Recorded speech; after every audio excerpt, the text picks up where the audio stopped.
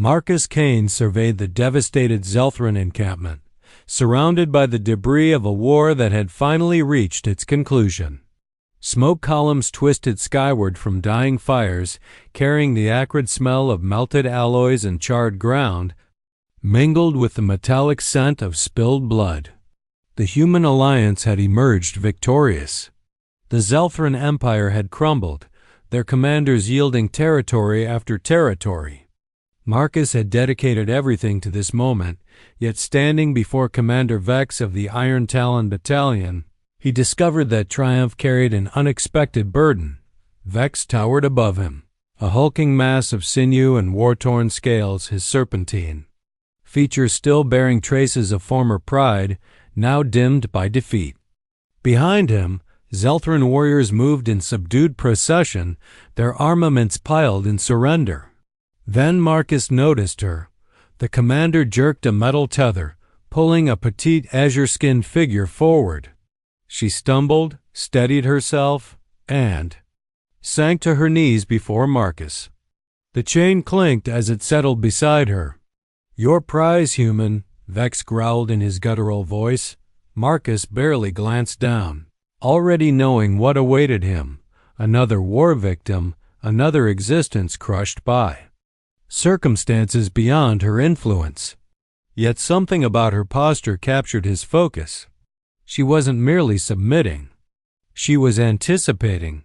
The restraint encircling her neck pulsed with faint amber light, the unmistakable signature of neural control technology. Marcus had encountered countless such devices, captive shackles engineered to maintain compliance. One activation would send agony coursing through her nervous system like lightning. Another would seize her muscles, stealing her bodily autonomy. She kept her gaze lowered. Vex cocked his head. "She was ours once. Now she is yours." Marcus's stomach churned. "You misunderstand," he said, his tone quiet but cutting. "I didn't wage this war for such rewards." The Zelthran's crimson eyes narrowed. "No? You fought to topple our dominion. Here stands one of our acquisitions, the final member of her species in our detention centers." He gestured with a taloned appendage. "Claim her or end her misery." "It matters nothing to me." Marcus's jaw clenched. The woman remained motionless, though a subtle tremor ran through her frame. She anticipated death, had already reconciled herself to it. Marcus despised that expression of resigned acceptance. He knelt beside her, moving slowly to avoid startling her. Up close, she appeared even more fragile. Her azure skin, though remarkable, was marred by contusions. Her platinum hair, matted with grime, clung to her face. He could see the emptiness in her features, the indicators of prolonged imprisonment. Malnourishment, exhaustion, a quiet detachment born from too many days expecting worse. His fingers approached the collar. She recoiled. Marcus exhaled through his nose and located the release mechanism. The metal was substantial, built for permanence, but Marcus had defeated sturdier restraints. With a sharp twist, he forced the collar to separate. It sparked once.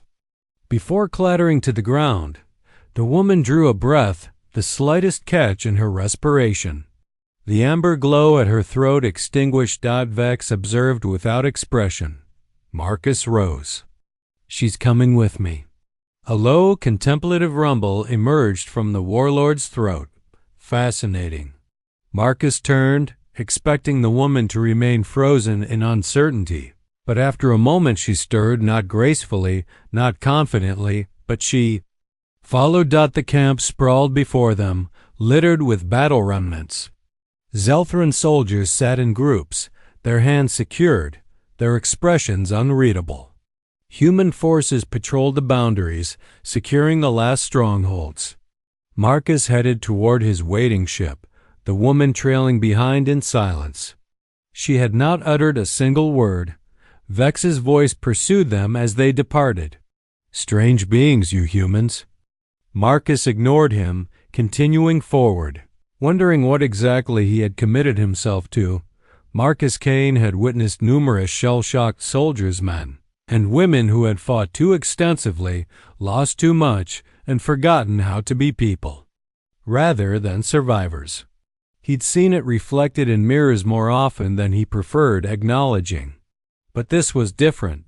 The azure-skinned woman, his former war prize, though the phrase nauseated him, moved through his vessel like a phantom, silent, cautious. She made no requests, occupied minimal space, barely breathed audibly enough to notice. If Marcus hadn't observed her eating, he might have believed she was more apparition than flesh and blood. She had spoken just once. Kira, that was the name she had provided, voice barely above a whisper. He had asked no follow-up questions. She had volunteered nothing additional. For 3 days, this had been their pattern. Marcus, too exhausted to address the complexity he had willingly embraced, had left her to her own devices. He ensured she had nourishment, a bed, clothing that weren't tattered remnants. Beyond that, he didn't pressure her. She wasn't some delicate thing requiring careful handling, but she wasn't exactly well either. He simply didn't know how to proceed. The third evening, he discovered her seated at the small mess table, untouched food before her. She wasn't staring at walls, lost in haunted memories. Instead, she was examining the ship's control panels across the room. Her gaze sharp and analytical. Marcus leaned against the doorframe, arms folded. Thinking of stealing it? Kira startled, her silver eyes snapping to his. She didn't panic or bolt, but she did tense. Marcus raised an eyebrow. That was humor. She blinked once, then returned her attention to the control panels. I don't know how to pilot, she said. Marcus had expected silence. The response, however flat, was progress. Well, that's reassuring, he said, moving toward the counter to retrieve a drink. Would have been unfortunate if I had to reclaim my own ship from you. She said nothing, but he caught the faintest twitch of her lips, not a smile. Just acknowledgement. Marcus pulled out a chair across from her and sat. He wasn't one for deep conversations, but he understood how to encourage people to talk. The secret was patience. You didn't pry. You let them want to fill the silence. She studied him warily. He gestured at her untouched food. She hesitated before responding. I don't eat much. He nodded, sipping his drink. Zelthran rations are terrible. Probably better to starve than consume that waste again. That near smile vanished in an instant, but she picked up the fork and took a small bite. Marcus leaned back in his chair. How long were you in their camp? Kira's fingers tightened slightly around the fork. A long time. Vague, but that was expected. He could work with vague. Before that? He asked. She hesitated. He had pushed too quickly. Marcus sighed and ran a hand through his hair. Look, you don't owe me anything. I'm not expecting some tragic revelation. Just figured if we're sharing the same ship, it might be pleasant to know something about the person I risked aggravating a Zelthran commander for. She frowned. Why did you? Marcus exhaled. He hadn't really considered it. Because leaving her there had been unacceptable. Because he had seen too many people treated like disposable commodities in this war. Because he was tired of watching decent people be crushed under the weight of someone else's authority. But that wasn't what he said. Instead, he shrugged. Didn't like the alternative. She studied him as if searching for deception, then nodded just once. Marcus took that as a victory. They sat in silence for a while, not comfortable, but not tense either. Then, unexpectedly, she asked, Where are we going? Marcus smirked. That depends. You planning to stay? She looked down at her plate, thoughtful. I don't know. Marcus let the words settle before responding. Well, until you do, my ship's as good a place as any. He stood, grabbing his empty glass. Just don't steal it while I'm sleeping. This time there was no mistaking it. Kira's lips curved into the tiniest ghost of a smile. Marcus pretended not to notice. Marcus Kane had spent years learning the distinction between silence and quiet. Silence was the absence of sound, empty and lifeless. Quiet, however, had texture. It had weight. It carried the unspoken thoughts of those who filled the space. For 3 days, the ship had been filled with silence. Kira moved like a specter, drifting from one room to the next without a trace. She never made noise unless necessary. She ate when Marcus wasn't looking. She flinched at sudden sounds but never startled. She was there, but only in the way that shadows were present, never fully part of the world around them. Marcus didn't push. He wasn't skilled at delicate things, and trust wasn't something you could force. He gave her space, let her find her footing, let her decide what to do with the freedom she hadn't expected to have. But now, as he leaned against the doorway to the engine compartment, arms crossed, he realized something had changed. Kira wasn't just moving through the ship anymore, she was studying it. She stood near the reactor panel, her fingers hovering over an exposed section of circuitry, not touching, just observing. Her eyes flicked over the machinery with sharp, analytical focus. Marcus watched her for a moment before speaking. "If you're planning to dismantle the ship for salvage, I'd appreciate advance notice." Kira jerked slightly, but she didn't turn immediately. Instead, she exhaled softly, then glanced over her shoulder. Her silver eyes reflected the dim light of the control panels. "I wouldn't strip it for salvage," she said. "Too many backup systems in the design. It's more valuable whole." Marcus raised an eyebrow. "I was joking." She hesitated, as if processing that information, then turned back to the exposed circuitry. Marcus stepped closer, peering over her shoulder. "Something wrong with my engine I should know about?" "You have a coolant circulation problem," she said, pointing at a frayed connection. "That seal is deteriorating. If it fails completely, you won't lose propulsion, but power to secondary systems will be unreliable." Marcus narrowed his eyes at the connection she was indicating. Now that he looked, he saw at the wear, the slight corrosion on the edges. "Well, damn," he muttered. "You're right." She glanced at him, almost wary. "You didn't notice it?"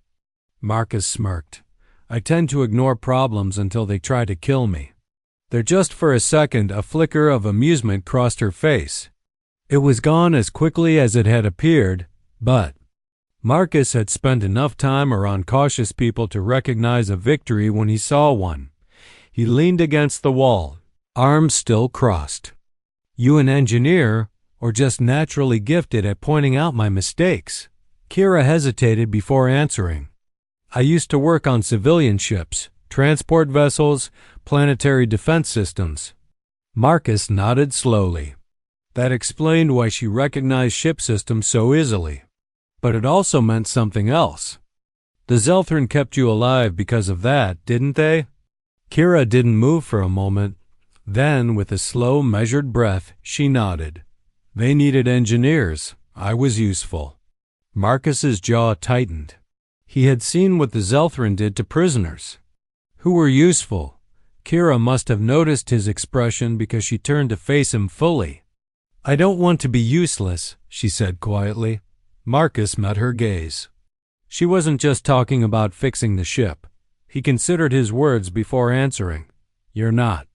Kira studied his face like she was trying to find a lie in it. When she didn't, she turned back to the control panel. Marcus took that as progress. The next morning, Marcus woke to the sound of tools clinking.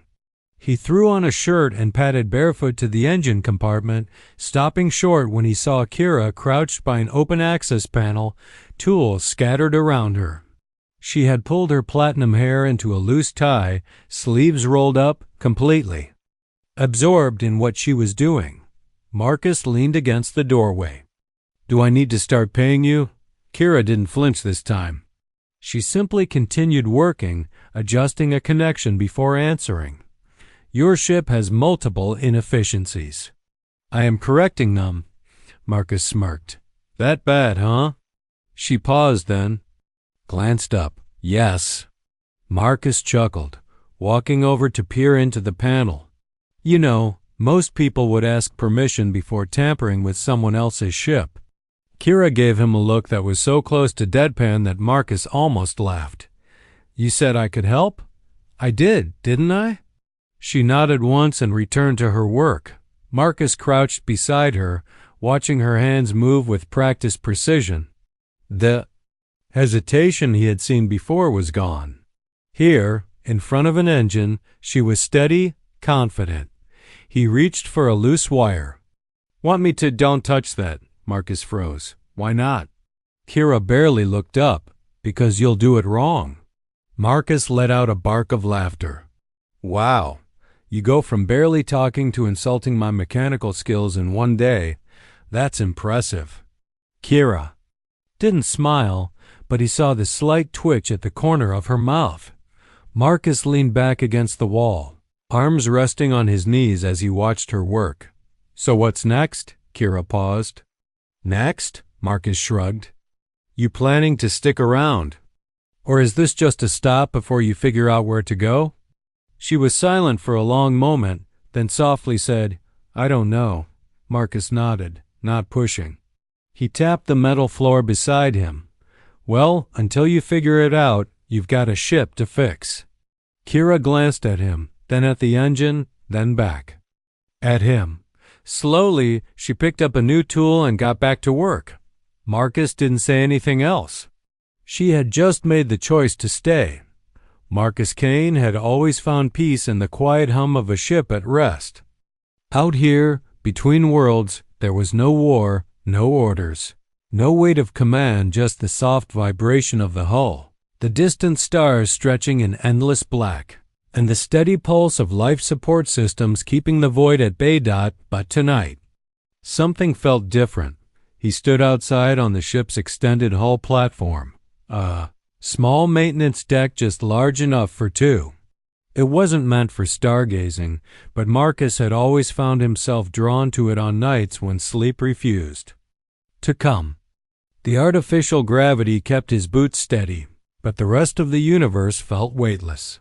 He wasn't alone. Kira sat near the edge, her legs folded beneath her, platinum hair unbound and catching the faint glow of distant starlight.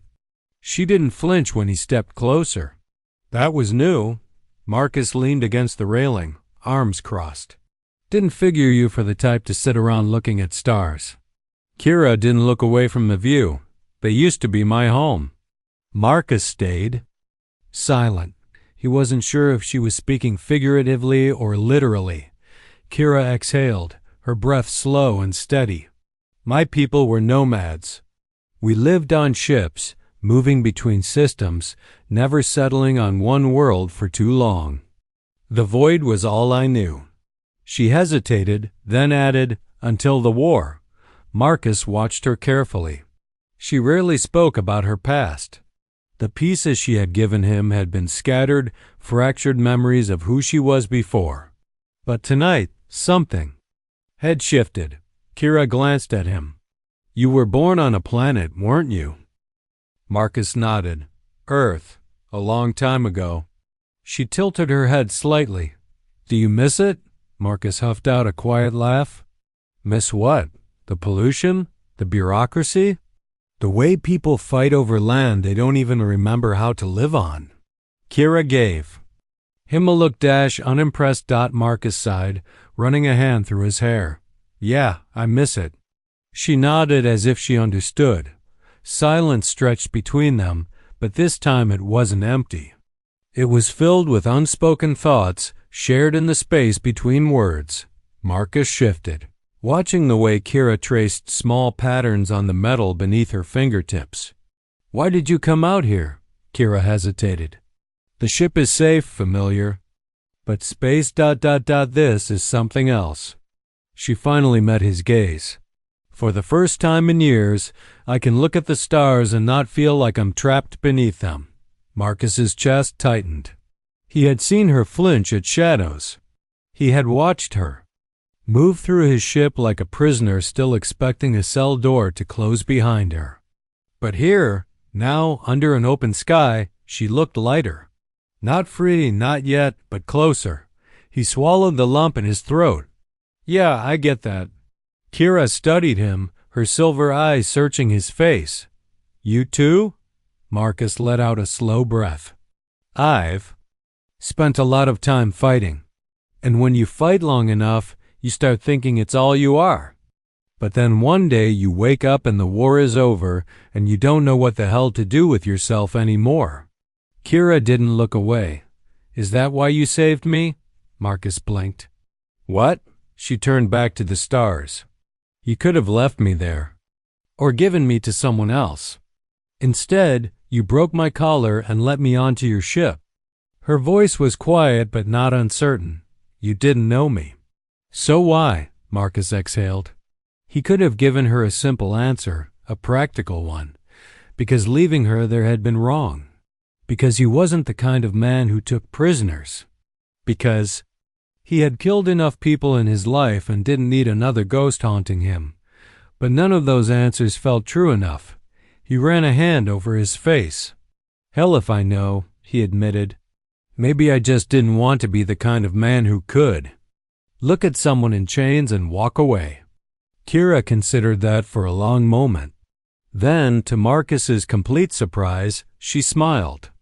Not the small, fleeting near smile he had seen before. Not the polite, guarded expression she had learned to mimic. A real, honest-to-God smile. Marcus's. Heart did something strange in his chest, something he wasn't prepared for. Kira looked back at the stars. I think you were a good man before the war, Marcus Kane. Marcus swallowed. His throat felt tight. He had been called a lot of things in his life: commander, soldier, killer, but good? He wasn't sure what to do with that. He cleared his throat. You must be tired. Kira gave him a knowing look. Are you? Marcus smirked, pushing himself off the railing. Go get some rest. We've got work to do in the morning. She didn't argue. Instead, she stood, moving with more ease than he had ever seen from her. As she passed him, she stopped just long enough to place a hand on his arm, a brief touch. A silent thank you. Then she disappeared into the ship. Marcus let out a breath he hadn't realized he was holding. He looked back at the stars, feeling something shift in his chest. Something dangerous. Something he hadn't felt in a long time.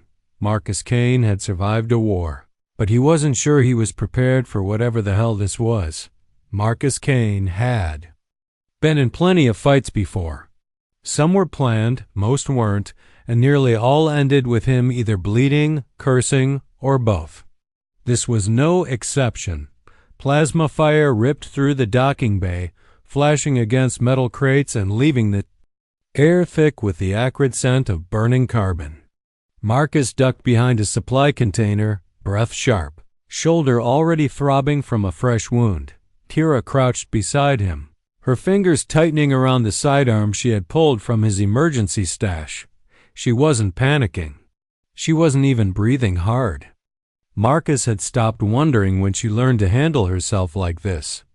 Some things weren't taught, they were survived. They recognized me, she murmured, eyes flicking toward the enemy position.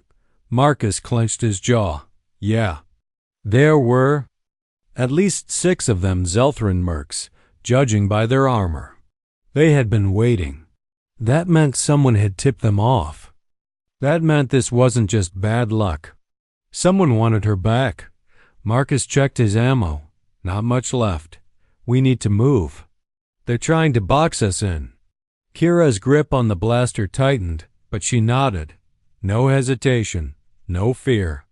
Marcus wasn't sure if that comforted him or scared him. Another shot blasted past too close. The heat of it seared against his skin. Marcus gritted his teeth and fired 2 quick shots, then grabbed Kira's wrist. Run. They sprinted toward the ship, boots slamming against the metal floor, dodging between crates as plasma bolts rained down around them. The docking ramp was open, their escape within reach. A shot rang out. Pain exploded through Marcus's shoulder. The impact sent him staggering, his balance thrown, his vision flickering white-hot with agony. Kira didn't hesitate. She grabbed his arm, slung it over her shoulder, and hauled him toward the ship. She was smaller than him, but she was stronger than she looked, stronger than she should be. Marcus barely felt his feet hit the ramp before they were inside. The ship's doors slammed shut behind them. Marcus stumbled forward, landing hard against the nearest bulkhead, breath ragged. "Stay still," Kira ordered. He didn't argue. He just watched as she grabbed the medkit, yanked his jacket down off his injured arm, and pressed a cauterizing patch to the wound. Marcus sucked in a sharp breath through his teeth. "Hell, don't be dramatic," Kira muttered, but her voice was strained. Her fingers trembled slightly as she adjusted the bandage. Marcus noticed. He smirked, trying to lighten the mood. "You're shaking." Kira's silver eyes snapped to his. "You were shot," Marcus blinked. He hadn't expected that much fire behind her words. Kira exhaled sharply and pressed her palms against his chest, not gently. "You're reckless," she muttered. More to herself than him. Marcus felt the warmth of her hands even through his shirt.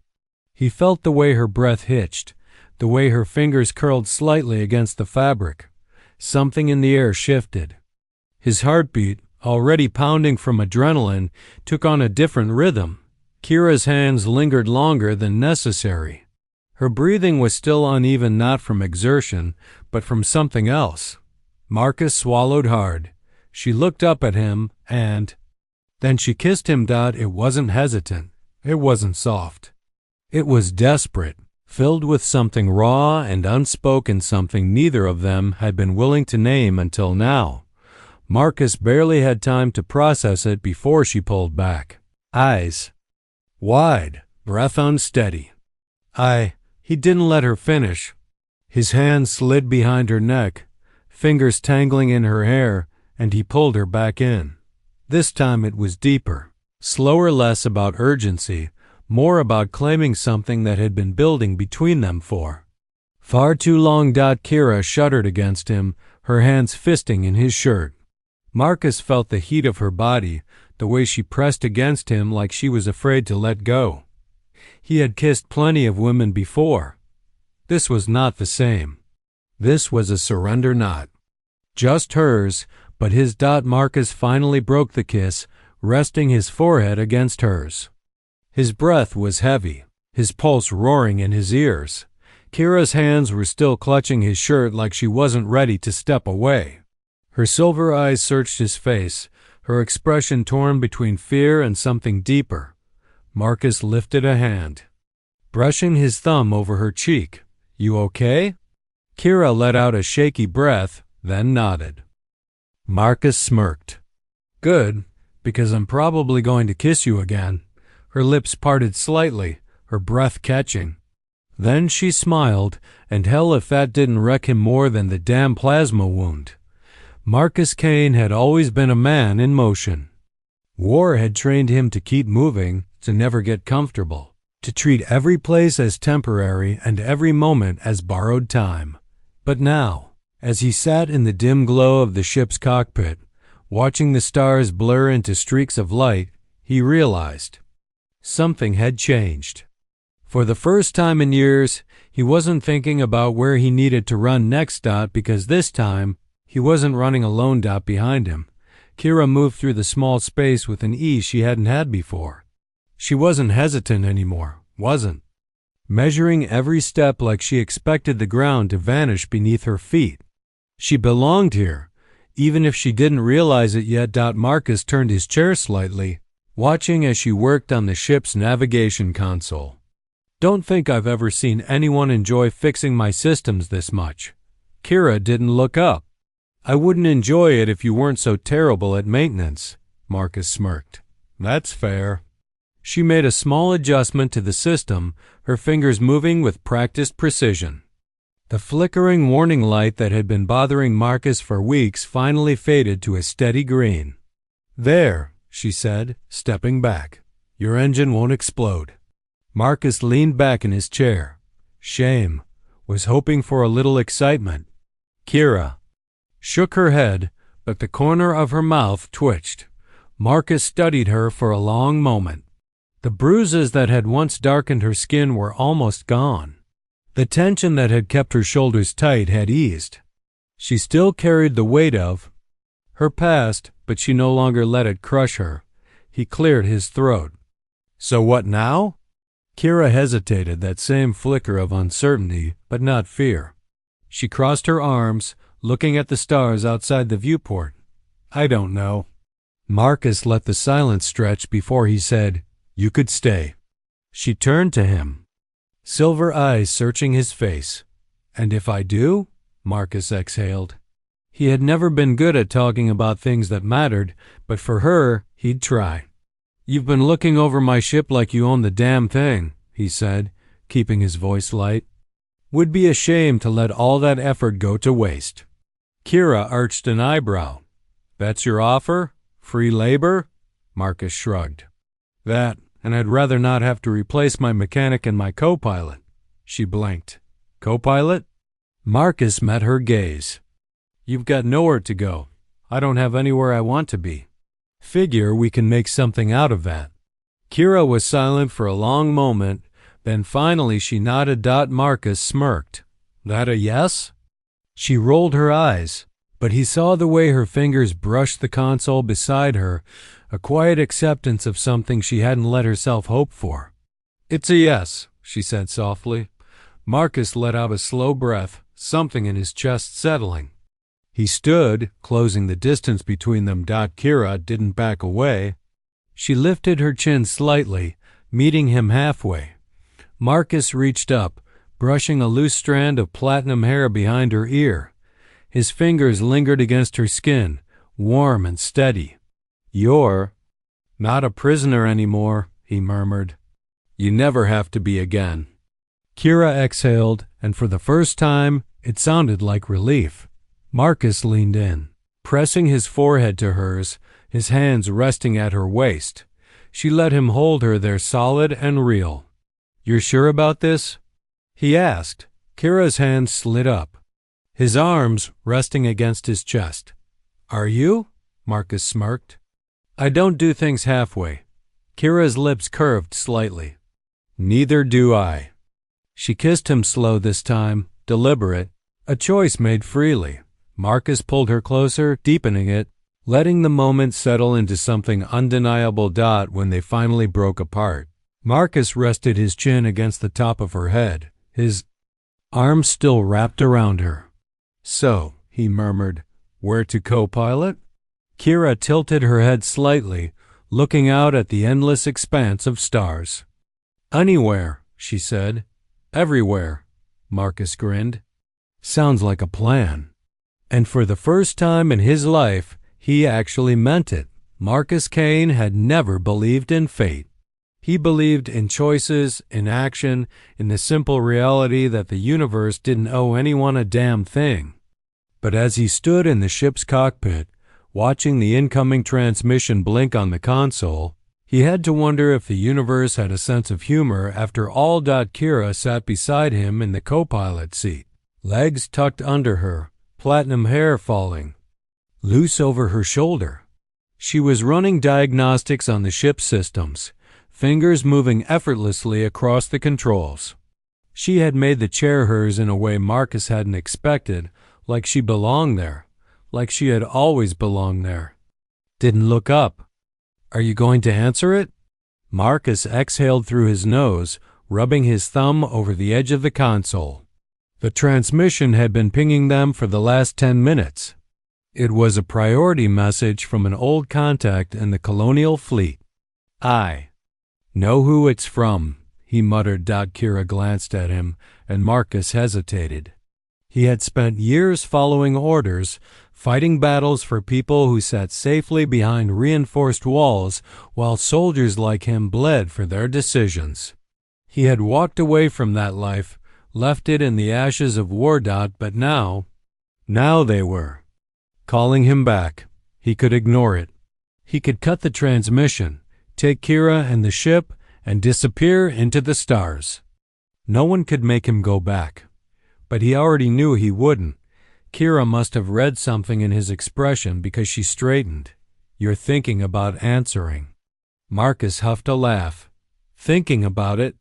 She studied him for a moment, then leaned back, crossing her arms. "You don't owe them anything." Marcus knew that. But it wasn't about them. "They're calling because they need something," he said. "And if they need me, it means it's bad." Kira's gaze was steady. "So?" Marcus let the silence stretch between them before he answered. "I can't just pretend I don't care." That was the truth of it. He had spent so long trying to be done with war, done with fighting, but when it came down to it, he wasn't the kind of man who could walk away when people needed him. Kira's expression didn't change, but he saw the understanding in her eyes. She had been trapped for so long, forced into choices she hadn't been allowed to make. Marcus had freed her from that, and now he was facing his own moment of decision. Finally, she nodded. "Then let's answer it." Marcus felt something shift in his chest, something warm, something steady. He reached over and activated the transmission. A familiar face flickered to life on the screen, Captain Sarah Cross, his old commanding officer. She looked older, more tired than he remembered. "Kane," she said, exhaling like she wasn't sure he would pick up. "I was starting to think you really had disappeared." Marcus smirked. "Still here for now." Cross's gaze flicked to Kira, curiosity flashing across her face, but she didn't ask. Instead, she got straight to the point. "We need you. There's something moving in the outer systems. Something big." Marcus exchanged a glance with Kira before turning back to the screen. "Define big," Cross hesitated. "We're still piecing it together. But whatever it is, it's targeting survivors of the war. People like her." Kira went still. Marcus clenched his jaw. "Zelthran?" "No," Cross said. "Something else." The silence stretched long and heavy. Marcus could feel Kira watching him, waiting. This wasn't just about him anymore. This was about her. Marcus exhaled and sat forward. "Send me the details," Cross nodded. "Understood." And Marcus, "It's good to see you again." The screen went dark. Marcus leaned back, running a hand through his hair. He let the weight of the decision settle before speaking. "You don't have to do this," Kira said. Marcus tilted his head. "Neither do you." Kira let out a breathless laugh. "Guess we're both bad at running away." Kira reached out, taking his hand. Her fingers curled around his, warm and steady. "Then let's stop pretending. We're trying." Marcus looked at her, the woman who had once been a prisoner, now his partner, his co-pilot, his choice. He squeezed her hand. "All right then, let's go." He fired up the engines, the ship rumbling beneath them as they turned toward the unknown. Not running, not escaping, choosing together.